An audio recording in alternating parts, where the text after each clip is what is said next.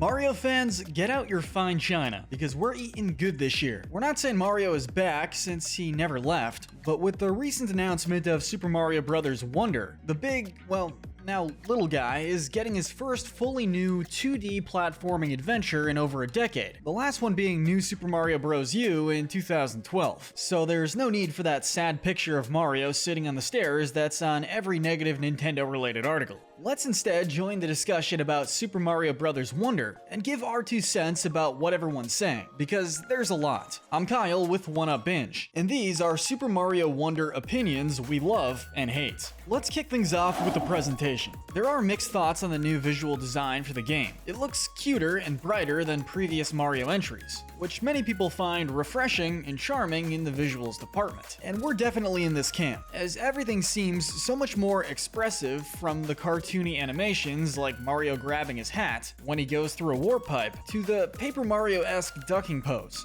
It almost feels like Super Mario meets Kirby. So we love this opinion. But of course, there are 2 sides of every coin. While opinions on the visuals seem to be mostly positive, there are some who find that the visuals are just too busy. There's no denying that this is the most expressive and vibrant a 2D Mario game has been in decades, but for some, it's not quite doing it. Specifically on Reddit, many users say the game looks like it has too much going on, some comparing it to a mobile game. Now, we can kind of see where this is coming from, but come on, can the game not have personality? If anything, the fact that there is some negative pushback on the visual changes are proof that, until now, 2D Mario games had really gotten stale. So we'll say that we don't like this opinion. Don't let anyone steal your smile, Mario, you newly short king you. Speaking of Mario, he's sounding a little bit different, isn't he? Well, to some fans at least. Mario's voice clips sound a bit higher pitched in this game. And that's led many fans to speculate that Charles Martinet has been retired as Mario's voice actor. One commenter we saw on Reddit actually speculated that it was Seth MacFarlane's voice, and as hilarious as it would be to hear Peter Griffin's voice in this game, we hate this opinion, because to be totally honest, I didn't even notice a difference in Mario's voice, except that Mario finally has some new voice lines, which is long overdue. I mean, heck, look at this cutscene from Mario Tennis Aces from a few years back, after Luigi is turned into a dark cloud and mysteriously vanishes. Huh? Oh! Luigi! We feel like some newer lines has become a bit of a necessity, which brings us to our next point of interest. Is Super Mario Bros. Wonder the actually new Super Mario Bros.?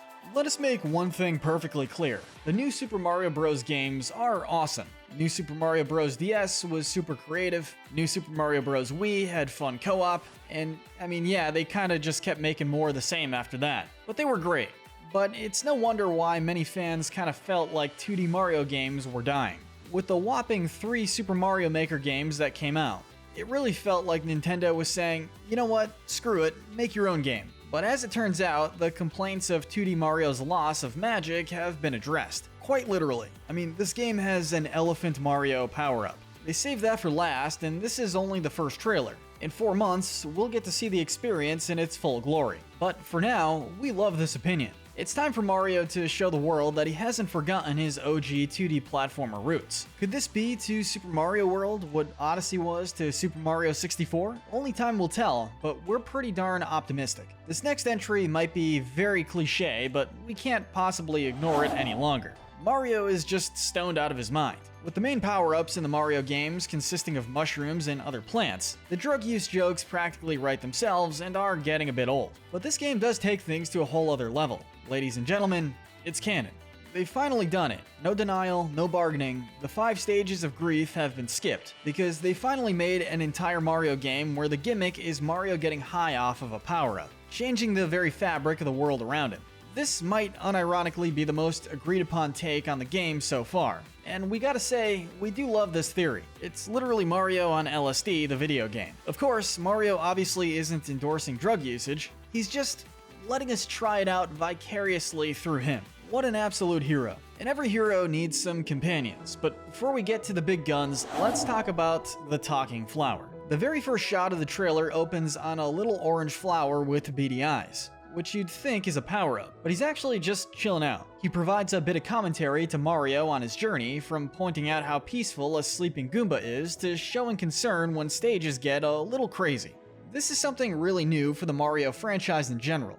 While dialogue has been a thing in some games, like the RPGs and most of the 3D games, spoken dialogue is pretty rare. So while many consider it charming, it's also a bit jarring to others. And we have mixed feelings on this. Probably more so than any other topic so far. Hopefully this doesn't end up being a Navi from Zelda thing where the flower becomes the one flaw people point out in an otherwise perfect game. But then again, there was that one Bubsy game where it had a scale in the menu that let you gauge how many of the wisecracks you hear. Maybe something similar can happen with the little flowers. If anyone doesn't like them, poof, they're as quiet as a Goomba. That said, the dialogue we've seen so far is pretty cute. It doesn't seem to distract from the gameplay, so we can't see it being detrimental. At absolute worst, it might be a bit annoying. Okay, we know what you've been waiting for. Let's talk about the playable characters we saw in the trailer. So far, there are 6 that we can say for sure are playable. There's the usual lineup of Mario, Luigi, and Yellow Toad. Additionally, on the box art, there seems to be a Goomba with a little blue Toad hat. Could this Toad have secretly been a friendly Goomba who you'll add to the roster? Or could it be a special power-up like Mario's elephant fruit? Well, in any case, we'll just say Mario, Luigi, and Toad are here. Which brings us to our first question.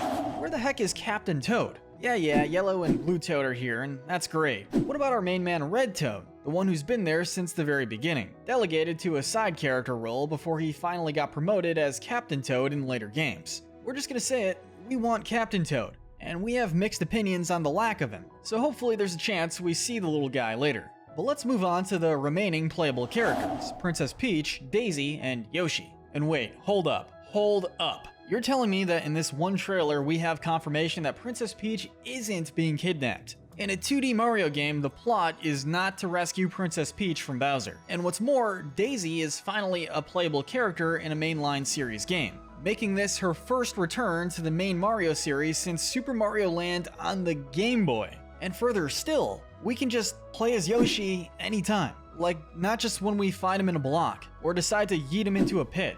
We gotta say, we are crazy about this roster. Not only is it one of the absolute largest the series has ever seen, it also breathes a breath of fresh air into the series. A unique story, fan-favorite characters, and the potential to see even more. Which brings us to the discussion of other potential playable characters. You know what they say, give us an inch and we'll ask for a mile. The 2 most popular requests we've noticed are for Wario and Waluigi. To see these 2 would be huge. Wario is a character who's popular enough to have his own 2D platformers, and even inspire others, cited by Yacht Club Games as the inspiration for King Knight's moveset. And trust me when I say that is a compliment. Waluigi, on the other hand, is the only major Mario character who still has not appeared in a mainline game. For all we know, maybe he's just a figment of Wario's imagination. Not to us, darn it. And if we're talking about characters who have been playable in other Mario games, there's Rosalina from 3D World, Toadette from New Super Mario Bros. U Deluxe, Bowsette from... wait, she's not playable? Who even wrote that in? As far as new characters go, we love the idea of seeing more characters. The sheer amount of sales Nintendo would get for just adding Waluigi alone is staggering, so we're just saying. And for the last point of discussion, this is just something that we would personally love.